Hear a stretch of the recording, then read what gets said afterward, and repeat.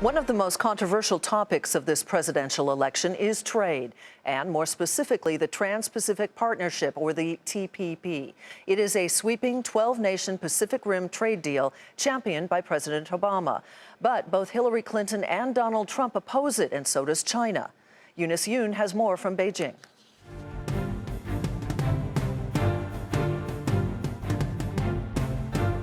Trade is a touchy subject in the presidential election.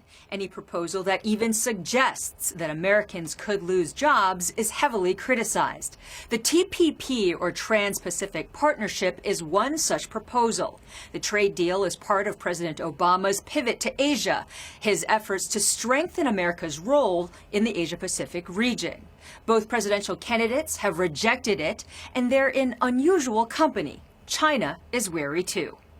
China is not one of the 12 countries that has signed on to the TPP, and it stands to lose out. The TPP isn't a classic trade deal like NAFTA. It's not so much about tariffs, but standards of corporate behavior on workers' rights, environmental protection, and how much a government can grant a company financial support. The proponents of the TPP say it'll help level the playing field for companies operating in Asia, including American ones. That would likely pressure China to adhere to these newly defined U.S. standards. The TPP is meant to help tie the region's economies to Washington. American workers fear the preferential treatment under the TPP for countries such as Vietnam would hurt U.S. factories. In fact, the deal would likely threaten China's manufacturing might. China is already losing factories to cheaper nations like Vietnam, and the TPP would only give international companies extra incentives to move their production away from here. China has expressed concern about the U.S.'s presence in Asia, and in fact, Beijing has drawn up plans to create its own Asia-wide free trade pact.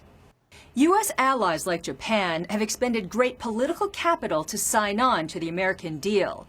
And the danger for Washington now is if the TPP isn't delivered, the U.S.'s credibility in Asia as well as the emerging world could be damaged. And that would only bolster China's political standing in the region. The TPP could still be ratified in the lame duck session of Congress after the November election, and Asia will be watching.